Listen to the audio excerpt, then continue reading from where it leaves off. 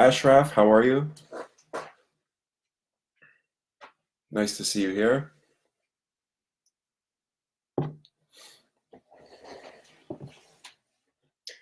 Ashraf, if you have any questions, just let me know. I want to be able to help you with your campaign. We had some technical difficulties earlier. I apologize. We're starting a little bit late. My Wi-Fi cut out, but we're back online. Giovanna, I apologize. We lost our connection, but we're back up and running. My Wi-Fi just cut out. So Giovanna, I was answering your question. You were asking about whether you have to purchase domain names every time you go in a different direction. And the answer is you don't necessarily have to. With Weebly, you have an option to have a branded extension. So let's say, 123 Main Street.weebly.com. But I don't recommend that because it's not very professional looking. Ideally, you want to buy a domain that doesn't have that .weebly.com extension, so it just looks a little bit more professional. However, if you're just getting started and you're on a limited budget, you don't necessarily have to do that. You don't have to purchase a domain. You can use the extension in the beginning if you want to just get something up and running without spending that money. So I always buy the professional domain, but again, it's just something that I've kind of decided as I've gotten more experienced. In the beginning, I wasn't buying the domains for everything. I hope that helps.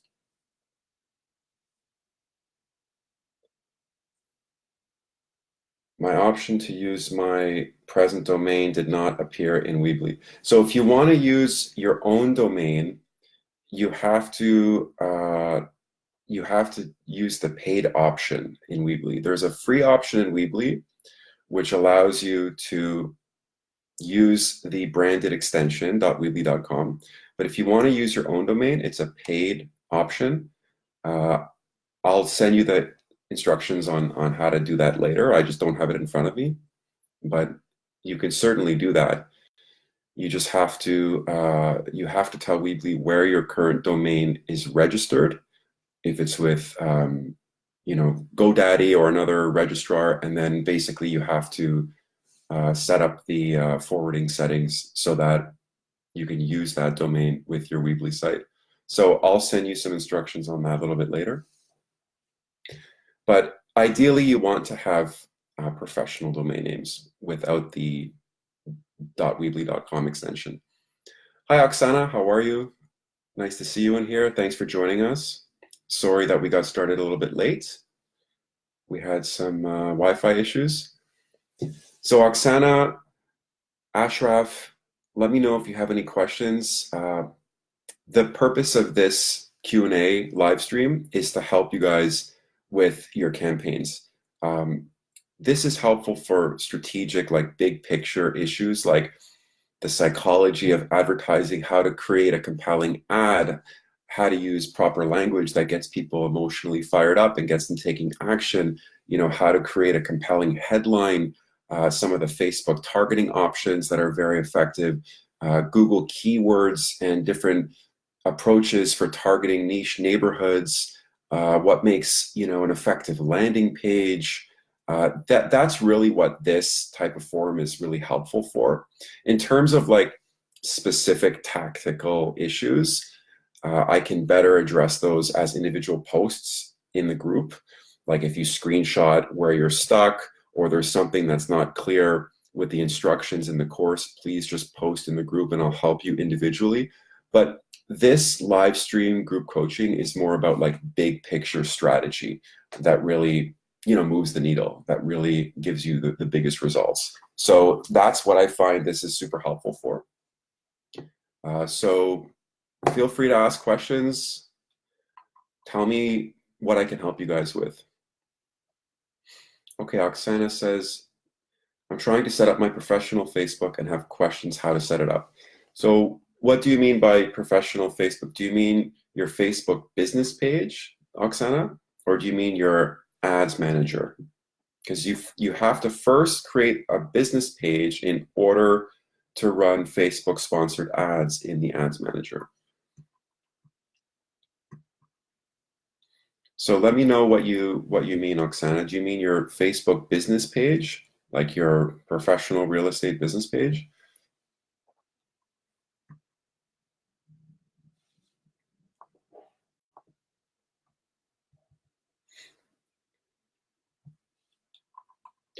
So I can help you with that separately, Oksana, because it's difficult for me to like give you the step-by-step instructions right now because I don't have it in front of me.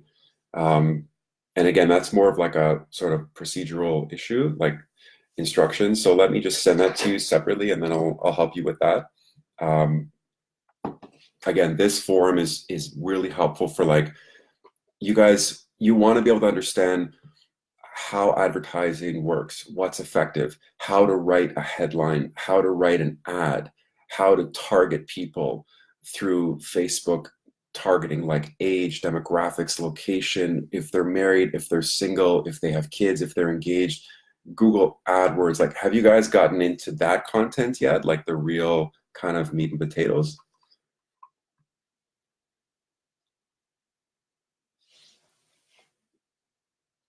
Giovanna's asking, shall I use the Office WordPress site that has been assigned to me for ads? Well, it depends, Giovanna. I'd have to see that site. I'd have to see how it works. You know, there's a few things that a website needs to have in order for it to capture leads. The first thing that a website should have is a simple layout. The simpler the layout, the better it is. You know, a lot of agents have websites that are really noisy and they're kind of like, you know, spread out in different directions. Buy a home, sell a home, lease a home, you know, first time buyer, investor, downsizer, move up, Etobicoke, Milton, Ajax, Pickering, renting, buying. Like that's what I see on a daily basis. And that's the complete opposite of what you should do. What you want to do, and you've probably seen it in my training content, is you want to be as simple as possible. So you want to have different landing pages that correspond to different advertising angles and approaches. For example, if you're advertising a Mississauga home for sale, you only want your website to have that one Mississauga home on it. You don't want to have a bunch of other listings. You don't want to have anything else for them to do. You don't want to have a bunch of videos and a bunch of content. People think that more is better, but less is better. If you're promoting a Mississauga listing, all you want to do is direct them to a landing page with that Mississauga listing. So if you see in my examples, when I talk about promoting an individual listing or a pre-construction project, the landing pages that I created with Weebly were very singular. They were just focused on that one property. So this is important regardless of the website that you're using. You want to have landing pages that individually correspond to what you're promoting. If you're promoting an individual listing, the landing page should just talk about that listing. If you're promoting an area, so instead of a Mississauga listing, maybe you're promoting Mississauga homes for sale with Google AdWords. So you're targeting people that are searching for Mississauga homes, Mississauga houses, Mississauga real estate. In that case, you want to send them to a page that has multiple Mississauga listings, because on Google, they're not looking for an individual listing. They're looking for neighborhood information, right? So the best way to think about it is an individual listing that you're promoting works best on Facebook because it's visual. People see that listing, they respond to it. They like the layout, they like the kitchen, they like the renovations. They click on it, they get interested, and now what are you asking them to do? You need to ask them to fill out a registration form to receive more information. That's the ethical bribe that I talk about in my course. It's always an exchange. You're offering access to a listing in exchange for their name, phone number, and email address for that one listing only. But if someone's searching on Google for Mississauga homes for sale, they don't know about any specific listings. They're just looking for neighborhood information. And that's when you want to have a bunch of Mississauga listings that they can browse. Now, in the second example with Google, if they're looking for neighborhood information, an important thing to have on your website is called IDX. I assume you guys are familiar with IDX. IDX just means it pulls the information from your local real estate board automatically in real time. So it's an automatic feed. So it has all of the listings in any neighborhood. So with IDX, you're leveraging other agents' listings as bait. You're basically using other agents' listings to generate leads so that people start to browse around on your site. They see an interesting property, they click on it, and now they have to sign up. And when they sign up, it's called forced registration. So in my example that I show you in the digital marketing funnel in the first section of the course, I show you an example of how this works, where someone types in, Toronto lofts for sale, and then they arrive on the lofts for sale IDX page in my site, where it's different lofts for sale. And then when they try and click on one, they have to submit their information. So basically, if you're using that approach with targeting neighborhoods, you want to have a website that's IDX enabled, that's IDX compatible, so it can pull listings automatically. That way you don't have to worry about advertising your own listing. You can just advertise other agents' listings. And the good thing about IDX is it automatically updates, so it's always in real time. The page will automatically refresh whenever there's new listings, so it's always current. It's a very powerful tool. But that works best with Google. With Facebook, you can create individual landing pages, again, because you're promoting individual listings. So again, just remember, Facebook and Instagram are best for promoting individual listings because they're visual. People need to see a specific property that they get excited about. And for that, you send them to a specific landing page only promoting that listing, or you can also use Facebook lead generation ads, which I talk about in the Facebook ads section. A Facebook lead generation campaign actually allows you to not even have a website. You don't even need a landing page because they can submit the lead information directly in Facebook. So there's a form that pops up and it pre-populates their name, their phone number, and their email address. It actually pulls that information from their profile if they've shared it, and it pre-populates their information. Why is that so powerful? Because it removes any other steps, it removes the friction. Now, all they have to do is hit one button. So they see an ad, it's a beautiful listing, they click on it to learn more, a form pops up, their name, phone number, and email is pre-populated, and all they have to do is hit submit. I showed you how to do that in the course as well. It's called the Facebook lead generation campaign. So there's different approaches depending on what you want to do. At the point, if you want to target a neighborhood, Google AdWords is the best way to go. If you want to promote a specific listing, Facebook and Instagram are very, very helpful.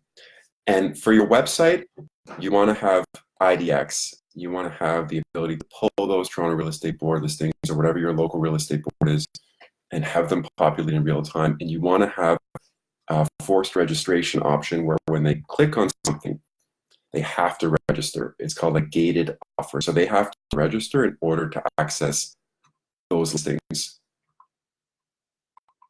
So I hope that's helpful.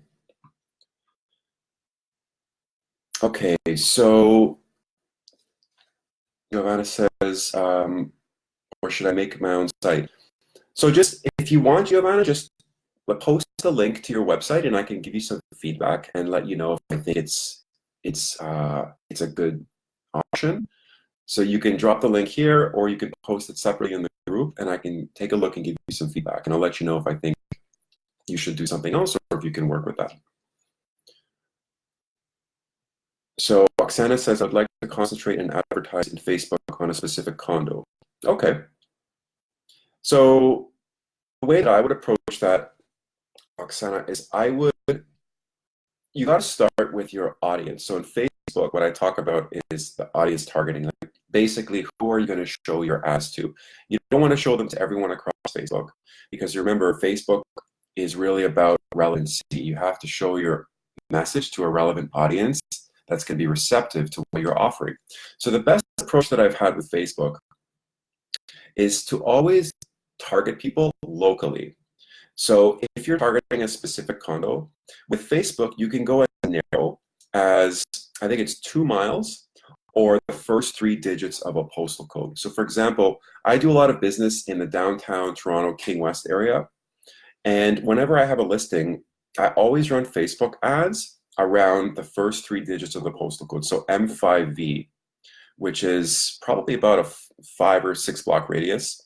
And because it's downtown, there's still a lot of density. So even though it's a small geographic area, there's a lot of people, but they're targeted. That's the point. They're local people that live in the neighborhood, which means they're tied to the community. They're very interested in local real estate. That means they're going to be more interested in my message. So the first thing you want to do is you want to choose the geographic targeting of where that condo is. So you can draw a radius as small as 2 miles around the property, or you can do first 3 digits of the postal code. Once you've done that, then you want to go into the detailed targeting. And I cover this extensively in the Facebook training.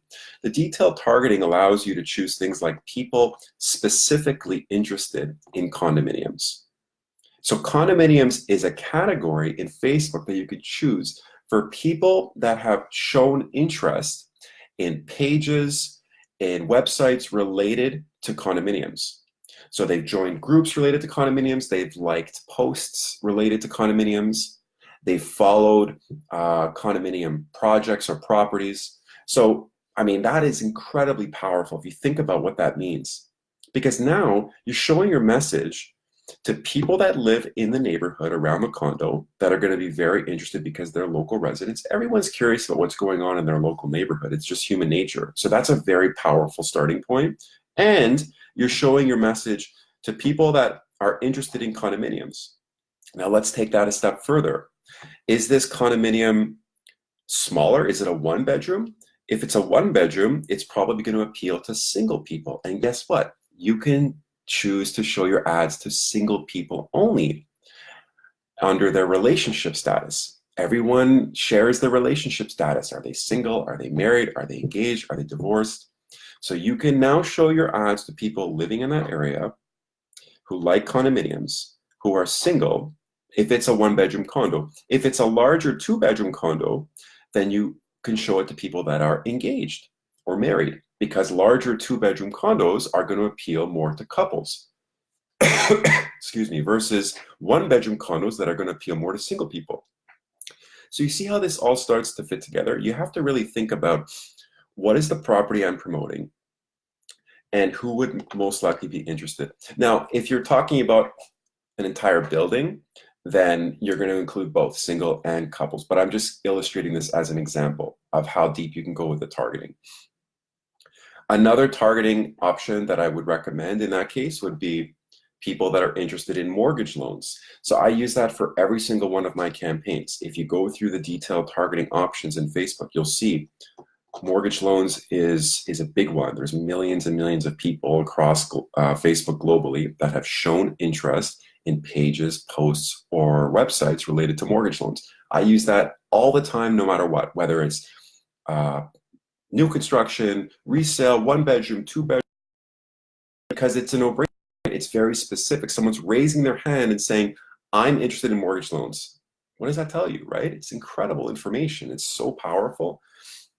And then you can go way beyond that. You can target age groups. If you think the property would appeal more to, like, for example, if it's a retirement building, then you can target people, over 60. If it's like in a young, hip Queen West area, you can target millennials, like in, let's say, the mid-20s to mid-30s, right? So you can really really hone in on who exactly is your target market. What are they interested in? What's their demographic makeup? How old are they? Where do they live? Are they engaged, married, divorced? You could target investors. If you're promoting, let's say, a pre-construction project, I've had a lot of success with targeting investors, people specifically that are interested not just in investing, but in real estate investing. That's a category as well.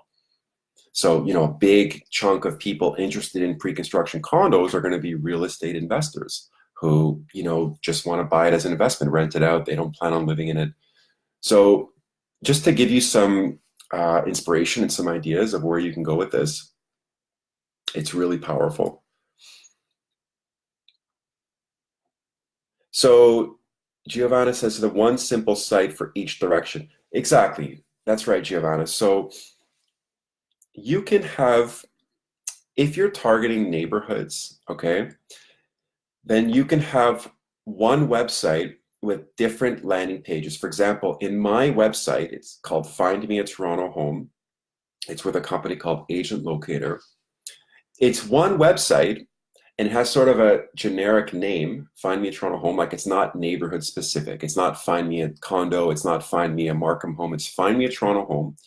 Because the reason I named it that is because within the site, I have dozens of different community landing pages. So if you explore my site, you'll see I have Riverdale, East York, High Park, Etobicoke, Forest Hill. I've experimented with all these different neighborhoods. Now, in that example, it's one website, one domain, and different community pages. So that way, I don't have to create different websites, okay? This is for people looking on Google, searching for neighborhood real estate. So again, they're searching, physically typing into Google, High Park homes for sale, King West lofts, 2-story condos, and then I'm directing them to the appropriate page. So I've done all of that in one site. However, if I'm promoting a specific pre-construction project, I'm gonna build a standalone website. Why? Because it creates more exclusivity. You know, if you're promoting an exciting new development downtown, you want to be able to ideally have a standalone website because it's going to feel more exclusive. It's going to feel more VIP. You know, it's standalone. It's on its own. And that actually makes a big difference in terms of the buyer psychology, because now they feel like, oh wow, like actually a lot of people assume it's the builder site, and that's not a bad thing at all. Builders want their project exposed. The more eyes and the more interest they can get on their properties, the better. So a lot of people assume it's the actual builder site. They fill in their information, and it just creates more of an experience, more of sort of a VIP feel. With that being said, it's not mandatory, but that's what I've done. So I've split up my pre-construction projects into individual sites. So I bought like 75-theesplanade.com, riverside-square.com. And then, I had standalone sites just promoting those projects. I do a lot of business in the Sudbury Townhome Complex. So another example is, if you go to my site, sudburytownhomes.com, that's one website, but I can promote different properties as like sub pages. So again, it's one site, Sudbury Townhomes, but then I can have different listings because it's under that umbrella. It's under that Sudbury Townhomes brand, right? If I had a super exclusive listing for $2 million, let's say, in Lawrence Park or Forest Hill, I would definitely want to have a standalone website. Again, that's more of an exclusive sort of premium feel to it. So, there's no right or wrong, but that's kind of how I've approached it, and that's worked pretty well for me. I hope that makes sense. When you're just starting, to keep things simple, you want one website with IDX, ideally, and then you can develop different campaigns. So I show you how to do that with Agent Locator. That way it's all consolidated, right? As a starting point, I think that just makes it easier, but then eventually you can branch off into creating like standalone landing pages for different projects and listings. So I want to target older people that need to sell and bank some funds as they downsize. I'm not sure how to word the ad. Okay. So the best way to word an ad, one of the most powerful ways in my experience, is by asking a question. You want to call people out so that they know, they want to feel like you're speaking to them. So if you're targeting downsizers, then the first thing I would say is looking to downsize, question mark. Like literally, it's that simple. With advertising, the more effective it is. Don't try and be too eloquent or too witty. Very clear is what always wins. And ask a question. Looking to downsize, question mark. If anyone's thinking of downsizing and they see that title with an interesting video or photo, that's going to grab their attention, because now they feel like you're speaking to them.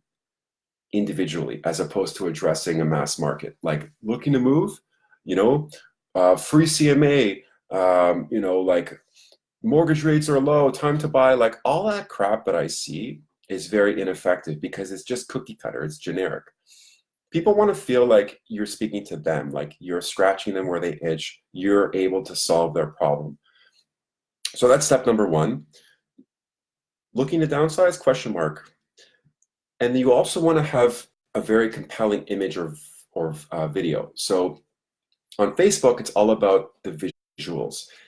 So maybe you have a photo of an elderly couple and they're shaking hands with a realtor outside of their home, right? Or the realtor's handing them the key, and they can envision that, and they're smiling and they're very happy. It has to be something deeply personal that relates to them, and it always should be emotionally charged. The most effective advertisements are the ones that have a lot of emotion in them, especially when you're dealing with big life changes like moving up, starting a family, downsizing, retiring. Like these are pivotal life changes, and there's a lot of emotion tied up in these life events. So you want to communicate that in your messaging, okay? And then I would say, one example you can do is looking to downsize. You have a photo of a couple, outside their big home, just sold sign, or shaking hands with their agent, or maybe you have a short video that's talking about the benefits of cashing out your equity and maybe investing into an income property and then like a small condo, right, to live in. So let's say you have a home worth 1.5 million, you can cash that out and maybe you can buy two small condos, right? Assuming you have no mortgage. A lot of retirees have no mortgage, they've paid it off, they have a ton of equity, cash it out. You can buy you can buy an income property or an investment property, and then you can buy a small place for you to live, or maybe you move on to a retirement home. So maybe you make a short video talking about, now is a great time because properties have gone up so much and you have a ton of equity that you can really realize, and you can start to, live that dream life. Maybe you can buy, a condo in Florida that you've always looked at, or, you can help your kids with their university. You can really kind of communicate that life change and then get their attention. Once you've got their attention, now it's like, okay, what do they do next? So the first thing in advertising is who, right? Who are you talking to? And then what? No, who and then why. So who are you talking to? Why should they care? And then what do they do? So who, what, why. If you ever stuck, just think about that. Who is it for? Why should they care? What's the emotional charge, the emotional motivation? And what do they do next? So you got their attention. They know why they should care and listen to you. Now what? You can't just say, call me, text me, email me. Don't do that. You always have to have a call to action. So the next thing would be, click here to learn more. And maybe you send them to a website where you're offering them like a personal, maybe you're offering them a PDF on, the 5 best ways to downsize in today's market. The 5 bullet points, 5 ways to protect your equity if you're downsizing. So again, it's friction free. You're not asking them to register to meet with you. You're not asking them to register to get on the phone with you. Remember, you want a soft, non-threatening offer. This is the first step. You need to talk before you dance, and you need to dance before you date, right? So this is just the first little communication where all you're doing is you're offering them something that's informational, that they can sign up for and easily consume. So a free PDF report is amazing. Access to a listing, access to a group of listings is great. Another example would be maybe you invite them to attend like a webinar, you know, where you go live and maybe you can get a bunch of people registered and then you can talk about, you know, the benefits of downsizing in today's market, right? So you can put together like a live webinar presentation. They can watch it in the comfort of their own home. They don't have to go anywhere. That's another option. That takes a little bit more work, but that can be very powerful. But something along those lines is what I'd recommend. I hope that helps, Giovanna. Hi, Shelby. Nice to see you. Thanks for joining us. What do I need to have set up right now to start this ad right on Facebook? Well, you need to create your ads manager, and then you need to decide on your campaign type. You can do traffic is an easy one. And then you can also do Facebook lead generation. Facebook lead generation allows them to just fill out a form and submit the information to you. You can do also a awareness campaign where let's say you're showing a video and you want to get as many people seeing that video as possible. The best one that I've had experience with is lead generation, where there's no website at all and they just fill out their information in a form, or the traffic campaign. And I talk about both of those in the course. You just want to go through the training content. It's all there in the Facebook section in detail. So just go through that and let me know how it goes. Shelby, if you have any questions, let me know.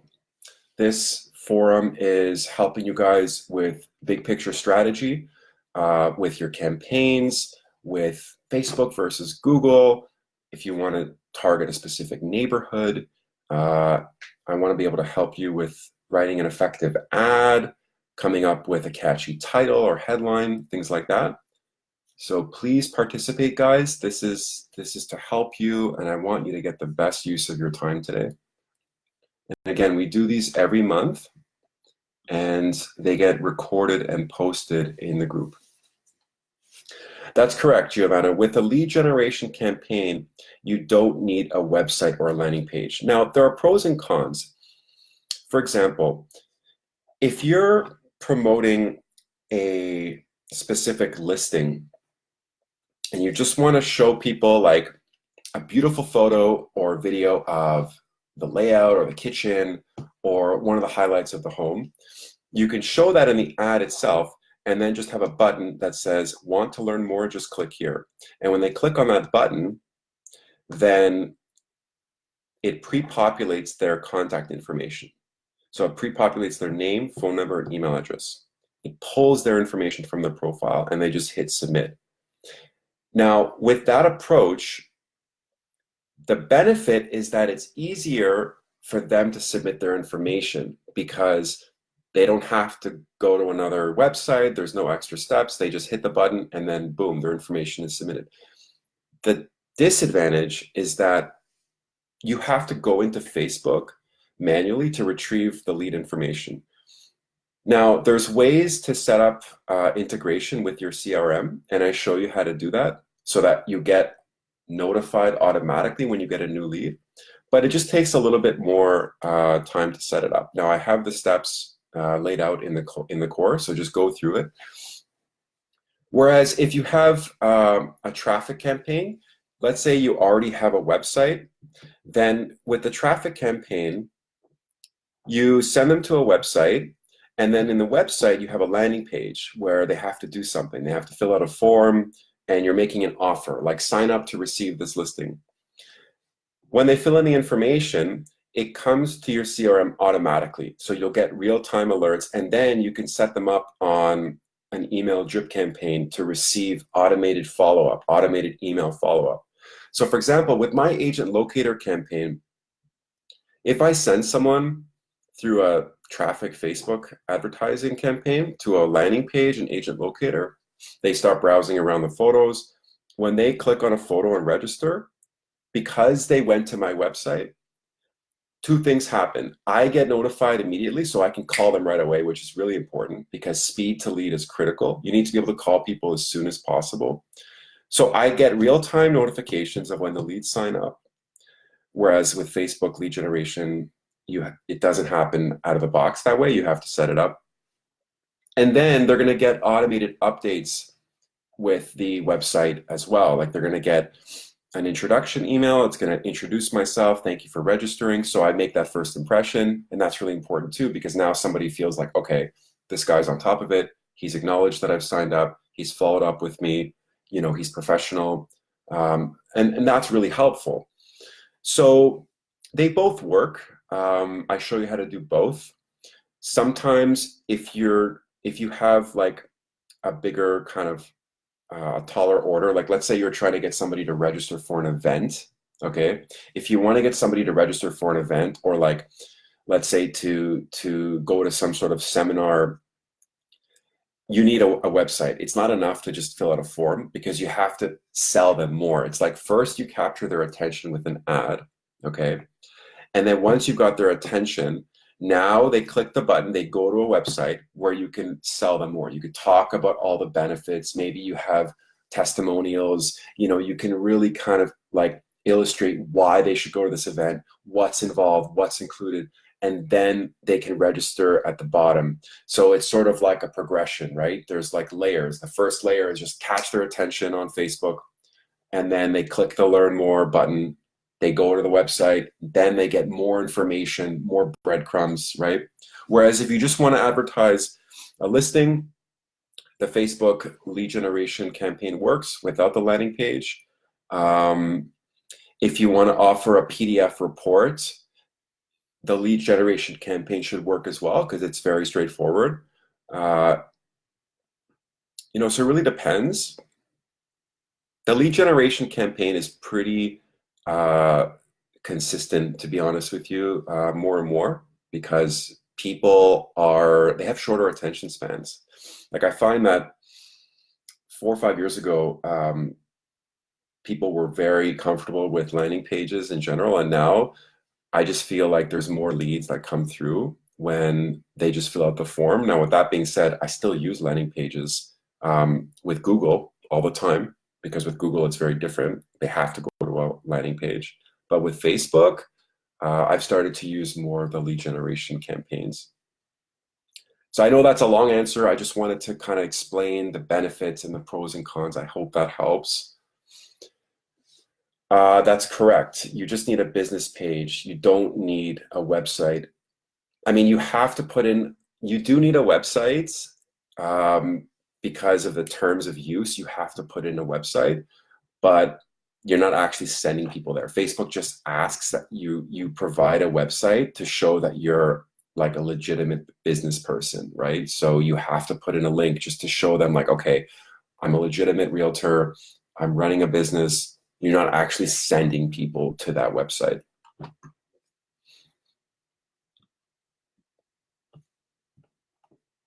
Do you guys have any questions about that, or do you need any clarification?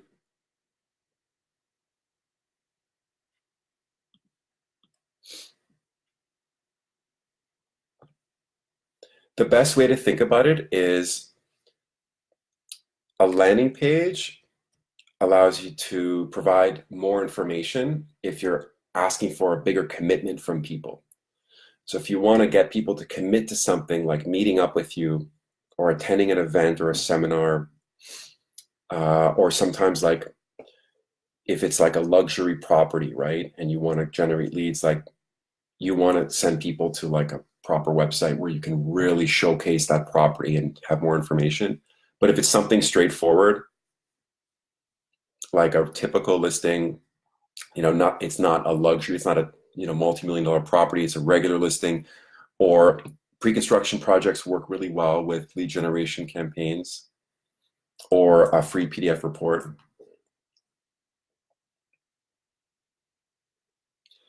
Facebook now restricts housing ads as far as being able to target. Don't ads get diluted due to the broad reach of ads? That's a great question, Shelby. So the housing ad changes only apply to people in the US. So far, they haven't affected anywhere outside of the States. Now, there are some limitations, definitely, because of the targeting, because of, you can't target by postal code. You can't target as narrow as like 2 miles, but you can still do really well with them because you still have other targeting aspects that you can use. You still have other control. You can still geographically target, and you can still target people based on interest, just not as detailed as you could previously.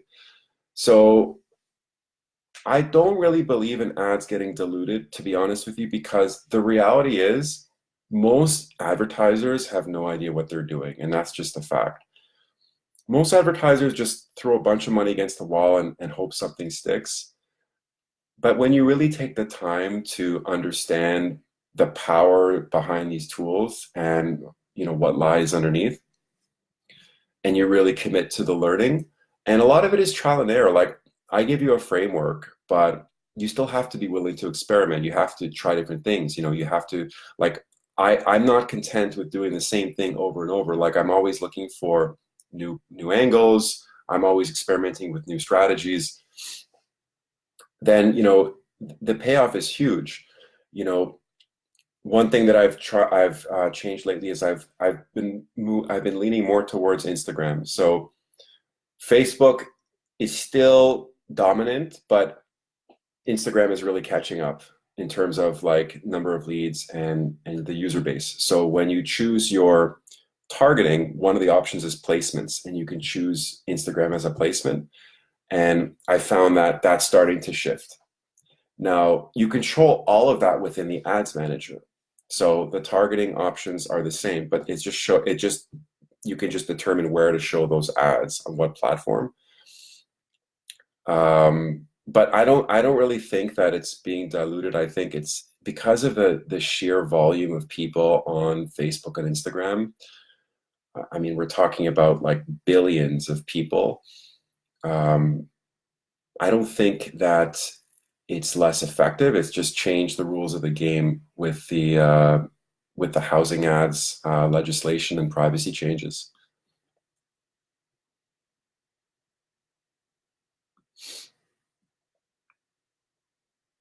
Another thing you can do with the restrictions on the geographical targeting, if you're in the US, is you can set up like multiple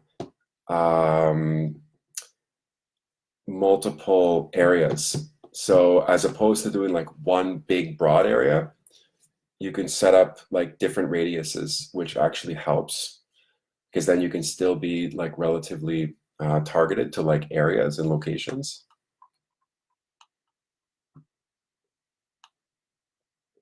And also, like, if your message is really carefully crafted, and like, again, you're calling out who you want. So like, are you a growing family looking to upsize? Question mark in your headline. Are you a first-time buyer looking to buy your first condo? Question mark.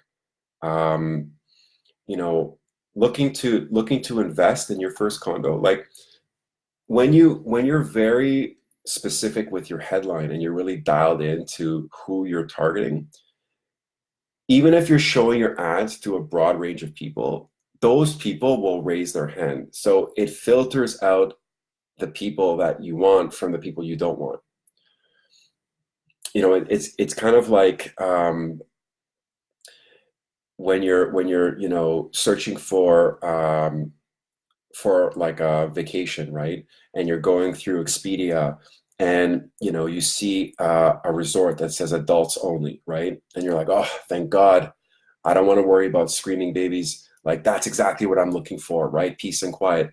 So like, when hotels do that, like, they're calling out their audience, like, hey, are you looking to have a peaceful, quiet vacation? This is what we offer, right?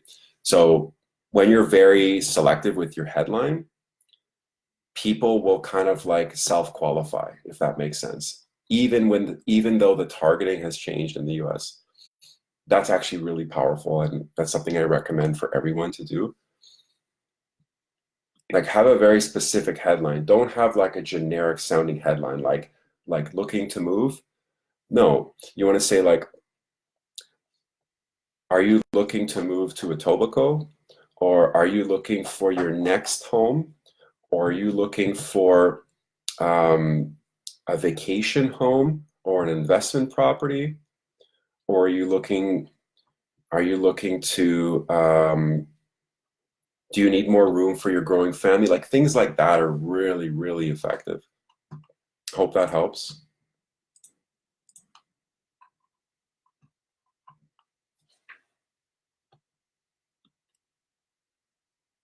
Who else has questions?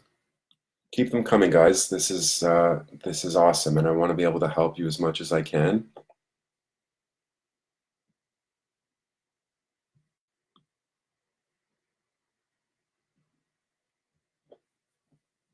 And you remember, if you're struggling with Facebook, try Google, and vice versa. If you're struggling with Google, try Facebook.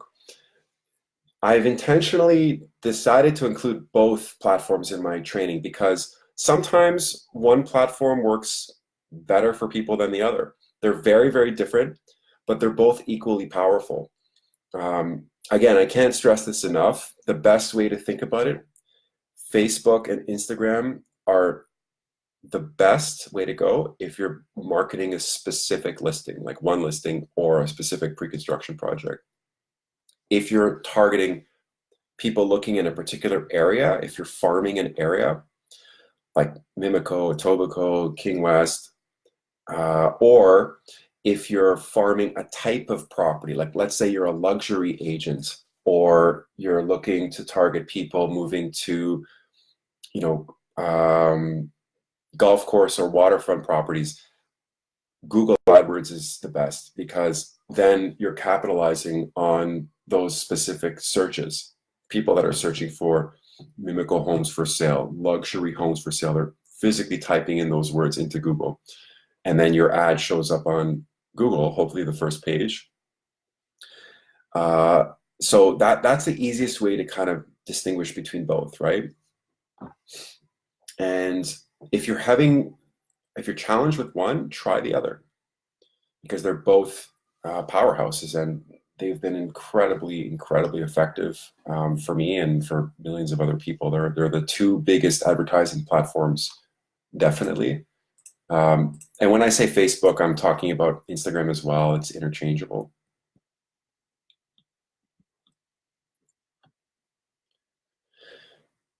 So Giovanno's asking, how do we get on the first page of Google when someone does a specific search? Well, I have a video specifically guiding you step by step on how to do that. If you go to the Google Ads section, you'll see it there. It's how to increase your, I think it's called how to get on the first page, or how to increase your positioning. So check out that video, Giovanna. It's all there. My ads are consistently on the first page of Google, and every market is different and the competition varies, but it's not as expensive as you think at all. Like I don't spend more than like $1.50 a click for any of my campaigns. Sometimes $1.75, not per lead, per click. My average cost per lead on Google is about $8, and all of my campaigns have always been on the first page. You're welcome.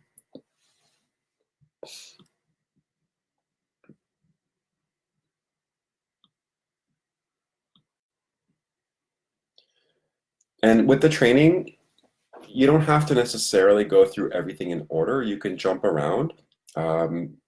There is an order in the beginning, like when I talk about the theory and like the bird's eye view and the marketing funnel. It's important that you watch those videos first, and then when I give you like the inside orientation tour of the modules, just so you can get like comfortable and kind of understand the big picture. But then beyond that, you can jump around between Facebook and Google and like email marketing. You don't necessarily have to follow everything in order. If you're just starting and you're new, I would avoid the more advanced training. You'll see that I've labeled some of the modules advanced. You want to get to that point once you're comfortable enough. So start with the basics, definitely. But for those of you that are comfortable taking it to the next level. I have some advanced training in there as well. Will you add Instagram in the future? So there's two types of Instagram promoting. There's posts and storying and getting likes and this whole like, influencer culture. That's not something that I've ever really done, and I don't have experience with that. That's more about like building a brand and building a following. But then there's like the paid Instagram ads, the sponsored ads, and all that is selecting Instagram as a placement in the Facebook Ads Manager.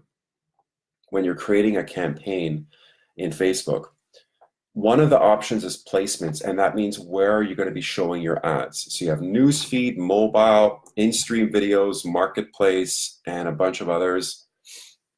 And one of the options is Instagram. And all that means is you're going to show those ads on Instagram as well as Facebook. So the fundamentals are exactly the same. It's just a check. It's literally just checking a box as far as paid ads.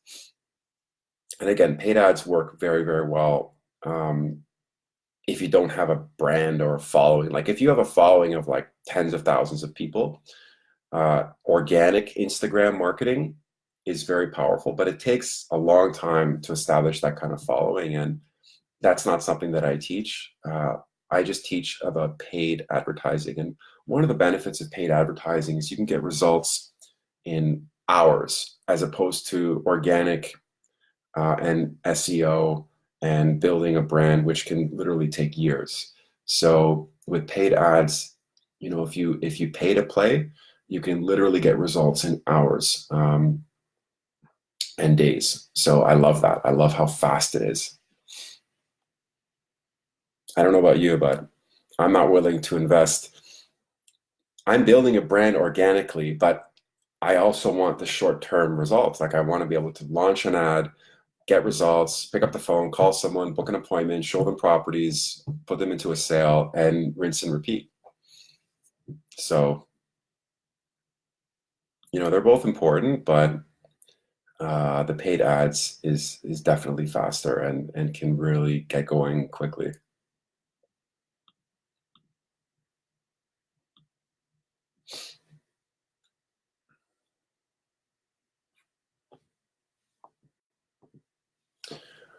Does anyone else have any final questions or thoughts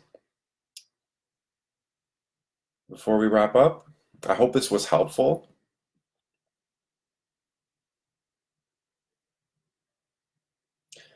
Okay, guys. Well, thank you so much for tuning in. I really want to be able to help you as much as I can.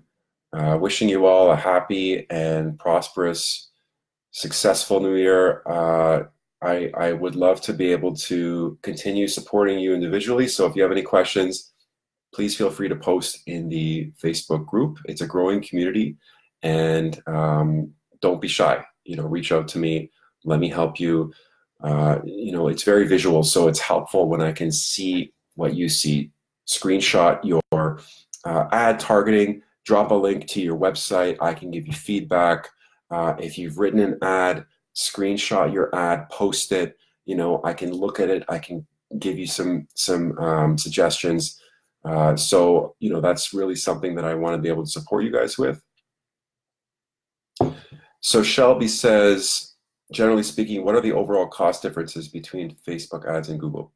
Great question, Shelby. So Facebook is definitely cheaper than Google. And the reason why, and when I say Facebook, I'm saying Instagram interchangeably. Facebook and Instagram are both cheaper than Google. The reason why is with Google, there's intent. People are specifically typing into Google, Hyde Park homes for sale, pre-construction condos for sale, luxury homes. So because of that, the market is just a little bit more expensive. I would say, like me personally, my Facebook ads are averaging at around $5, and my Google ads are like $7.50 to $8.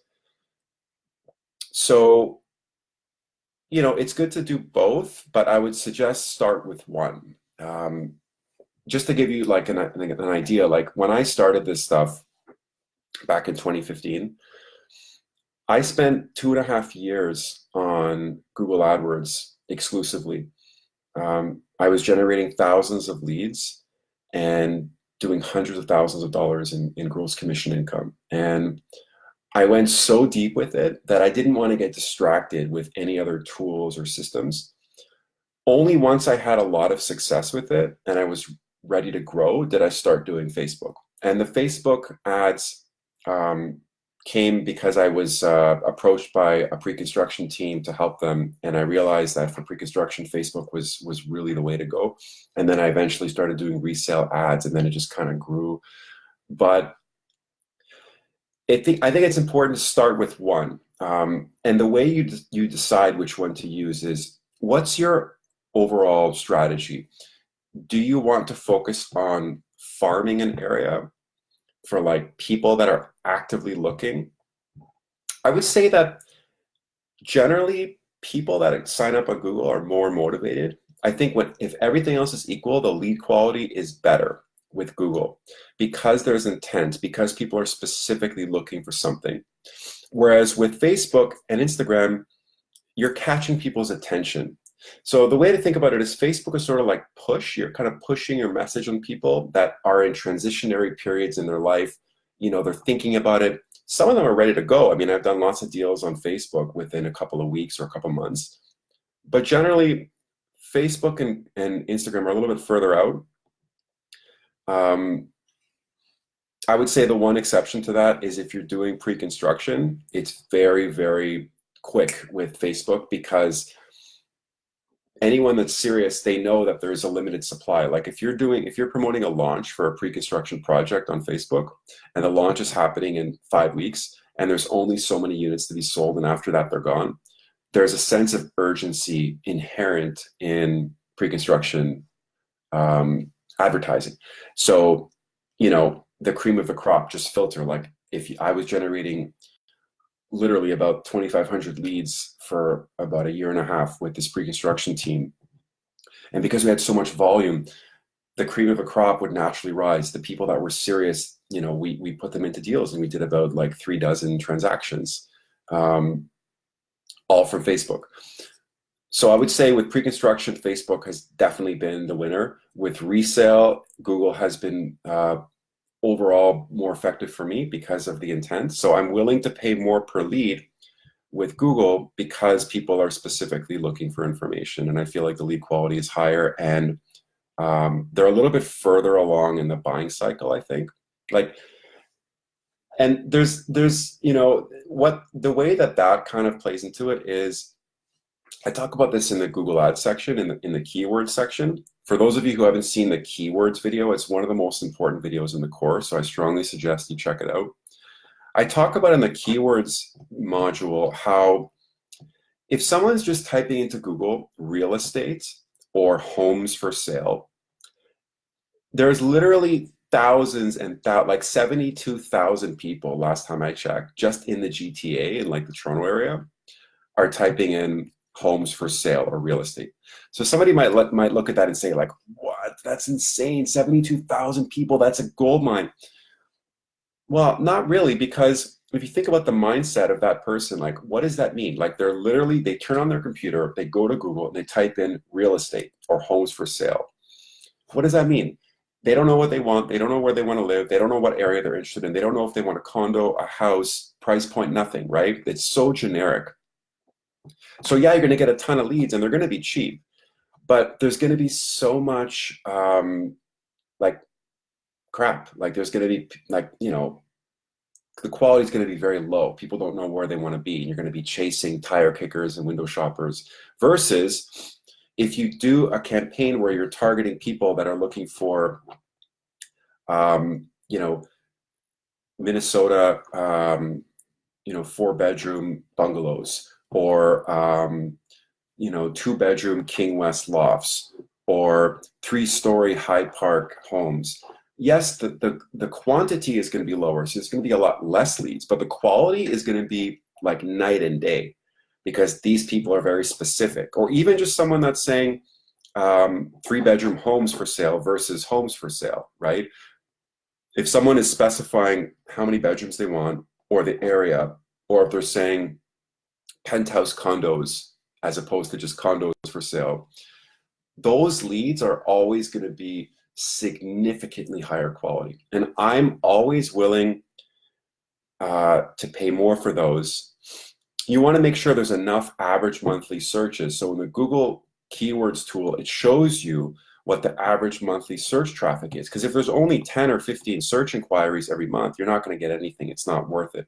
So when I'm looking at key phrases, I want to see that there's at least 100 average monthly searches a month, right? So it's a mix between quantity and quality. You want to make sure the demand is there for that specific key phrase, but you also want to make sure that it's specific enough that the quality is going to be good, right?